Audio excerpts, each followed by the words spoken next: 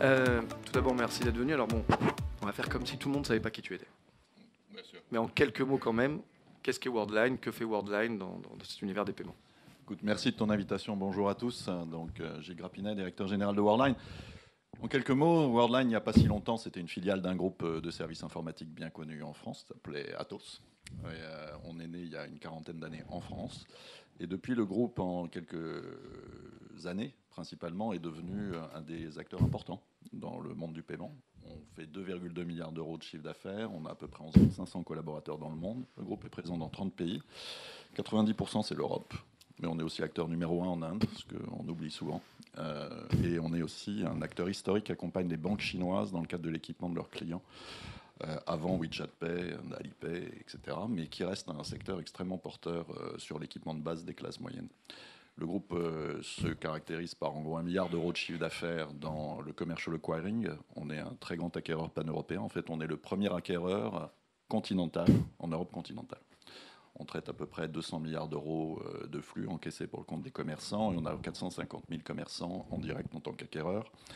On fait évidemment toute la chaîne de valeur des paiements. On est aussi l'acteur leader dans le processing financier. On sert près de 300 banques à travers toute l'Europe, dans à peu près pour le coup tous les pays, y compris des pays où on n'était pas historiquement positionné, mais on a très très bien développé le groupe, y compris organiquement. Enfin, on a une particularité, je voyais une partie des thèmes que tu traites, on est un acteur assez pionnier dans la capacité à amener les solutions de paiement dans des marchés qui sont adjacents, dans le domaine du transport. Peut-être vous avez vu qu'on a gagné il n'y a pas si longtemps la refondation du système de billettique de l'Île-de-France, notamment pour amener l'open payment, la dématérialisation du pass Navigo et en fait essayer de limiter l'espace historique qui existait entre les grands transporteurs publics et les solutions historiques de paiement développées par les banques et les commerçants. Tu viens d'évoquer, tu disais, nous étions filiale d'un groupe informatique. Donc c'est au passé, ça y est? Alors en fait, oui, le groupe en fait s'est beaucoup développé depuis 2014. Notre introduction en bourse date de juin 2014. Et à l'époque, Atos contrôlait 70% du capital. Là, exactement le 30 janvier, Atos a annoncé que compte tenu de l'évolution de Worldline, de la taille qu'il avait pris, mais aussi de la nécessité de lui donner plus de flexibilité stratégique, parce qu'une des thématiques importantes dans notre partie de l'industrie, c'est la consolidation industrielle de l'Europe des paiements. On y reviendra peut-être plus tard dans cette discussion, mais sur le fond, la raison de l'introduction en bourse de Worldline, c'était de permettre à Worldline d'être l'acteur leader de la consolidation. On l'a été depuis 5 ans. Il est clair que comme Atos voulait consolider le groupe, garder 50% plus de notre capital, ça devenait une contrainte pour une partie des discussions qu'une partie des autres acteurs de l'écosystème souhaitait entretenir avec nous. Et Atos a considéré qu'on était devenu assez grand, que le track record était établi et que lui-même avait aussi d'autres priorités stratégiques. Et donc il vient de distribuer la moitié du capital qu'il détenait chez Worldline à ses propres actionnaires. Tout ça a pris place en mai. Après avoir été annoncé fin janvier. Donc le groupe est officiellement indépendant depuis le 3 mai 2019. Et donc on commence, comme tu disais, après 20 ans, on devient un jeune adulte. Ben voilà, Worldline est rentré dans l'âge du jeune adulte, vient quitter le giron familial d'Atos, tout en gardant avec Atos des liens qui sont forts et utiles, puisque Atos nous aide notamment dans la distribution commerciale. C'est un accord historique que nous avons avec eux. Donc je suis un homme libre. Oh, j'ai toujours été un homme libre dans un groupe qui nous voulait que du bien, mais évidemment, c'est une nouvelle page capitalistique qui s'ouvre et qui a permis évidemment d'accélérer un certain nombre de discussions qu'on entretenait historiquement avec certains acteurs qui étaient parfois un peu embêtés par l'idée qu'ils rentreraient dans un groupe forcément contrôlé par un groupe de services informatiques. Cette hypothèse de contrôle obligatoire étant désormais levée, ça ne fait que démultiplier les opportunités de discussion stratégique. À un moment, on le voit bien, on est rentré dans la deuxième phase de la consolidation de l'Europe des paiements. Je vais revenir sur la consolidation, mais justement, quand on parle de bourse, part capitalistique, on parle valorisation. Ouais. On a vu quand même quelques montagnes russes. Je sais pas, Wirecard, ça aussi entre 15 et 25 milliards suivant les semaines. Adyen, on est dans le même genre de fourchette. Toi, j'imagine que quand tu avais les ratios d'un groupe informatique, c'est pas pareil aujourd'hui. Ça te permet peut-être de changer ton rôle de proie versus prédateur dans le marché de consolidation? Enfin, l'évolution quand on est directeur général d'une société, il y en a quelques-uns ici, j'en repère au moins quelques-uns qui ont été directeurs généraux de sociétés cotées, et je pense qu'il y en a pas mal dans cette salle. On est le plus mal placé pour parler de la valorisation de son entreprise. Honnêtement, le cours de bourse, ce n'est pas un KPI managérial. On ne pilote pas une entreprise avec son cours de bourse, absolument pas. En revanche, on observe ce qui se passe. Moi, ce que j'observe, c'est 3 commentaires là-dessus, si tu me permets. C'est vrai que la valorisation des sociétés de paiement a progressé de manière très importante depuis 5-6 années. J'observe d'abord que c'est un phénomène mondial. Ça se produit aux États-Unis, ça se produit en Amérique latine, ça se produit en Europe et même en Afrique. Maintenant qu'un certain nombre d'acteurs commencent à s'introduire en bourse sur des marchés africains. La deuxième chose, c'est que je pense que, notamment en Europe, c'est en fait que le marché découvre une catégorie d'actifs qui était très méconnue. Les actifs de paiement, en fait, étaient peu nombreux. Nous, quand on a introduit Worldline en bourse, il y avait 2 sociétés qui étaient à la périphérie et qui n'étaient pas comme nous exactement. Il n'y a jamais personne qui est comme tout le monde. Mais il y avait Ingenico, à l'époque très différent du Ingenico qu'il est devenu aujourd'hui. Et il y avait, surtout un terminaliste à l'époque, en 2014 encore, et il y avait Wirecard. Aujourd'hui, quand tu regardes ceux qui voudraient investir dans le paiement d'Europe, ils ont moins d'une demi-douzaine de noms. Il y a Nexi qui vient d'être introduit en bourse en Italie, il y a Wirecard, il y a Adyen, il y a nous et il y a Ingenico. Voilà. Donc c'est une classe d'actifs structurellement rare et dont la rareté ne fait que croître parce qu'il y a de la consolidation. Et que donc c'est une industrie à la fin qui amène à fabriquer des acteurs de taille importante. La dernière chose, c'est que c'est une classe d'actifs tout à fait exceptionnelle. Je regarde ça en faisant un peu de recul. Une croissance structurelle extrêmement forte liée à la transformation du cash en non-cash, qui est un phénomène que personne ne discute sur le long terme. Il peut avoir ses cycles en fonction du régulateur et de nos méthodes de consommation, mais fondamentalement, c'est un phénomène indiscutable sur le long terme. C'est une industrie qui a des caractéristiques proches de l'économie de plateforme, avec une scalabilité et une profitabilité marginale élevée sur la base de coûts fixes de plateforme qu'on construit. C'est une industrie, enfin, qui a une actualité digitale considérable, avec de l'innovation et de la capacité à apporter de la valeur aux commerçants, aux banques et à tous les acteurs de l'écosystème énorme, qui va bien au-delà juste de faire un débit et un crédit qu'on matche de manière sécurisée.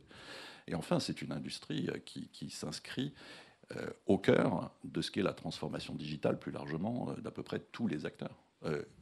C'est une évidence, je pense, dans cette salle, je suis à l'Axel, de dire qu'on choisit parfois certains commerçants, on les choisit parce que c'est juste facile de payer chez eux. On choisit rarement sa banque parce qu'elle a une carte de paiement ou elle a un virement qui fait ceci ou cela, objectivement. Mais un commerçant, oui. On est de plus en plus en situation de choisir des commerçants juste parce que c'est facile de faire le business avec eux. Et ça, évidemment, les commerçants l'ont compris, et la perception de la valeur autour du monde du paiement est en train de se transmuter. Et le marché a compris ça. Il a compris que ce qui était avant des back-office bancaires dans beaucoup de pays encore sont en train de devenir un élément majeur de la perception de valeur dans le retail. Et je pense aussi, il y aura un match retour dans la banque. Et donc, c'est une industrie phénoménale. On va surfer sur cette partie-là, justement. C'est le grand acteur du paiement que tu es, que tu viens de nous décrire. Quelle est ta vision sur cette transformation de la chaîne de valeur, avec un peu plus d'éléments concrets sur qu'est-ce qui se transforme, qu'est-ce qui a bougé ces 10 dernières années ou 5 dernières, peut-être pour focuser un peu plus sur le... J'ai adoré, sans flagornerie. On se connaît depuis quelques années, et on est assez cash tous les deux quand on se voit, mais franchement, le thème, le paiement dans tous ses états, je pense que ça ne peut pas décrire mieux ce qu'on vit dans cette industrie. J'en vois quelques-uns dans cette salle, on se retrouverait volontiers. Tout change en même temps dans le paiement. Si je commence par le haut, les marques de paiement, c'est hallucinant, la prolifération des marques de paiement autour de nous. D'ailleurs, en Europe, qui même a fini par faire lever le sourcil des régulateurs et d'un certain nombre de banques, en se demandant si l'Europe n'était pas dramatiquement absente de cette thématique des marques de paiement. Si je prends la market capitalisation des 4 premières marques de paiement du monde, qui sont toutes américaines, Visa, Master, PayPal, American Express, c'est 1000 milliards de dollars. 4 marques de paiement. Et ça, c'est pas mon métier. Nous, on l'aide à les faire circuler, à les accepter, à permettre aux commerçants de faire le choix du meilleur bouquet pour eux. Mais fondamentalement, c'est extraordinaire qu'il n'y ait là-dedans aucune marque européenne.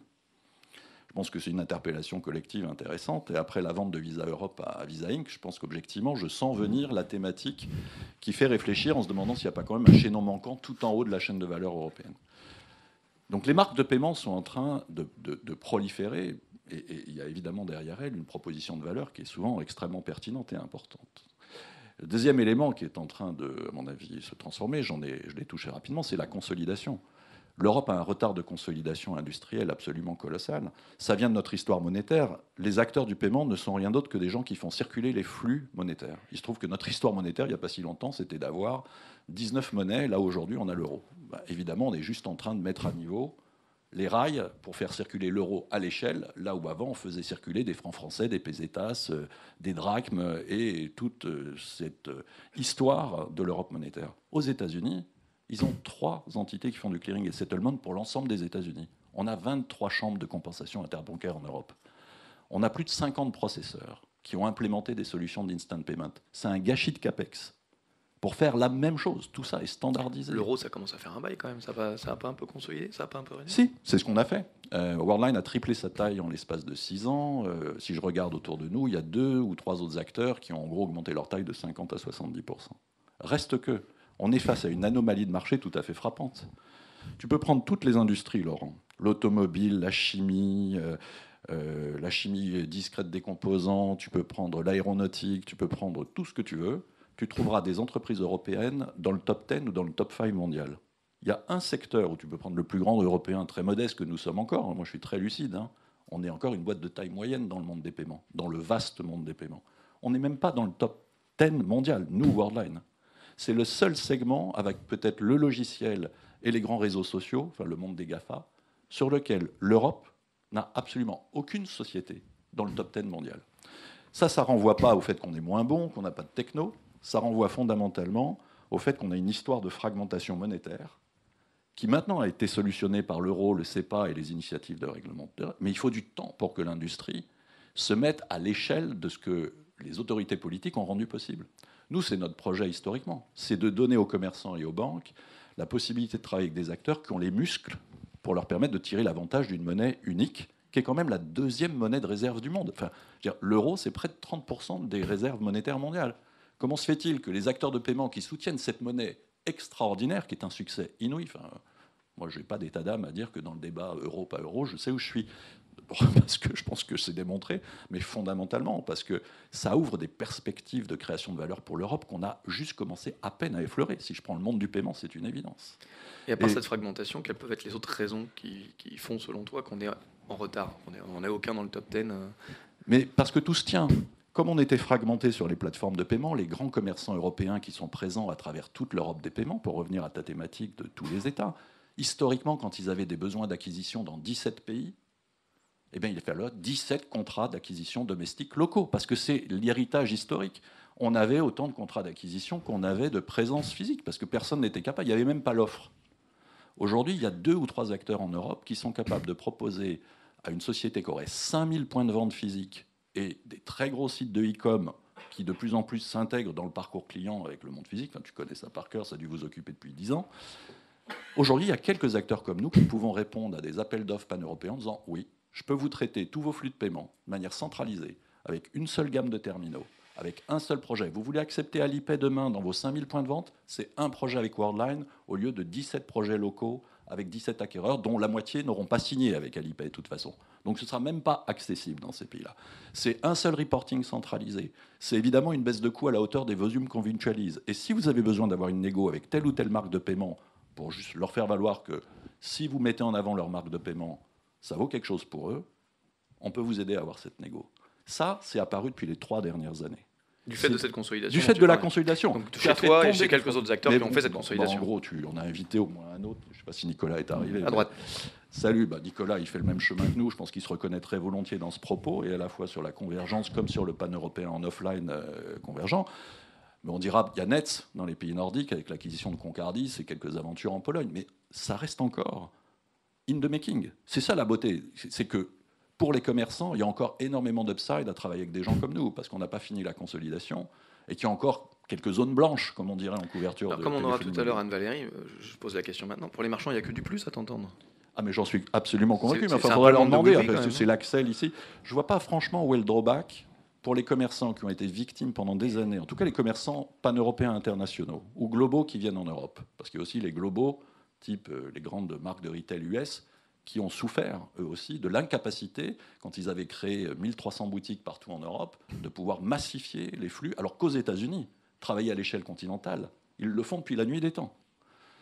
Et je pense que les commerçants aujourd'hui, notamment pour accompagner leur transformation digitale, ils trouvent enfin des partenaires capables de les accompagner. Je ne vois franchement pas de drawback. On baisse les prix, on met plus d'innovation, on a plus de muscles, et on est capable même de les accompagner quand on devient des acteurs nous-mêmes qui nous projetons à l'international. Worldline, ça sert Spotify dans près de 45 pays, on sert Airbnb. Donc on est aussi capable d'accompagner les grands champions européens dans leur propre globalisation de plus en plus. Ça n'existait juste pas il y a quelques années.